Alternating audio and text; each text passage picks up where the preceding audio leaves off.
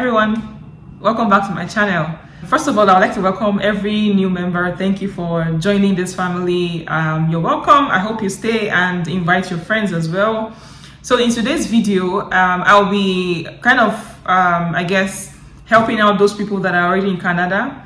My previous videos have helped out people that want to come to Canada, but for those that are in Canada already, I'll address the steps you can take to renew your Nigerian passport if you are in Canada. I'll mention the documents you need and the tips you need to know if you want to go to renew your Nigerian passport. So first of all, to renew your Nigerian passport, it's an in-person thing. You have to go to renew it, and the place where they renew the passport is in the Nigerian Embassy in Ottawa. Before you do that, you have to go to the Nigerian Embassy website.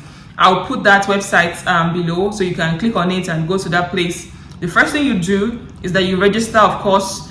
You fill out the application form, and then you pay a fee, which is I think about $150, I think, or $100. I can't remember how much I paid. And then once you pay the fee, there's a form that comes out. It's the payment information form and stuff like that. And then after you pay the fee, you can book an appointment on their website, right?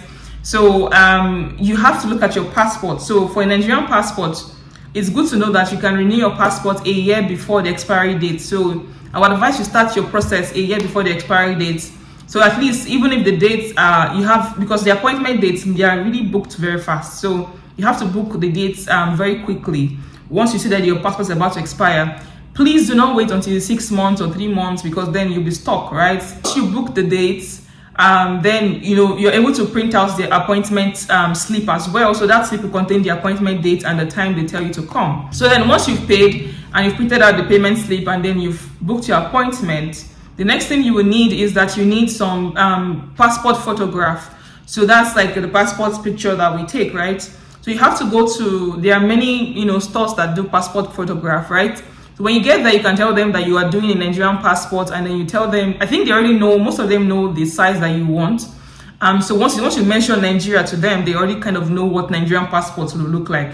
Or if you don't know that, then you need to go to the website as well. They have the size there, and the passport must be on a white background as well. So you need 2 passport photographs for this process as well. And of course, you need to come with your old passport, the one that's going to be expired, right? When you're traveling to Ottawa, you need to go along with the old passport. You need to take the photocopy of the biodata page of your old passport, right? The photocopy, print out the photocopy where your name and every other thing is, that part of your passport, right? You need to photocopy that part and then take it along as well. And then there's something called a money order. So you have to go to like shoppers, to pay, to ask them to give you money order. And then that's $50. So you have to go there, you pay $50, and then you get the money order. This money order, you can only pay with cash or with debit card. You can't pay with a credit card.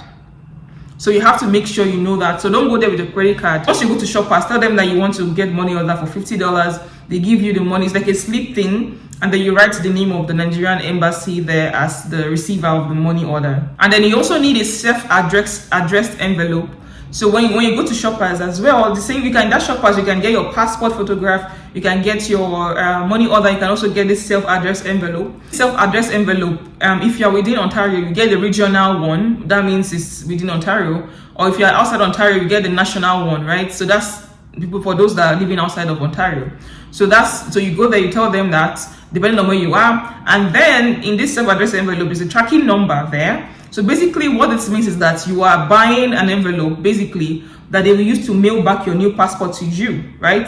So you take this envelope when you're going there. So this self-addressed envelope will have a tracking number. You take the picture of the tracking number before you go, so that you can track the progress of your passport when they've made it back to you. And then when you get there to the Nigerian Embassy, you see how people are doing it. So that's all the documents you need for passport renewal. It's quite simple. But some tips that I would give you is, first of all, when you're booking your dates, when you've already booked the dates, you have to check the dates that you've gotten. Make sure it's not a date that has a public holiday, right? So with this thing now, this thing has affected a couple of people where they've seen that they were given a date where there was a public holiday on that day.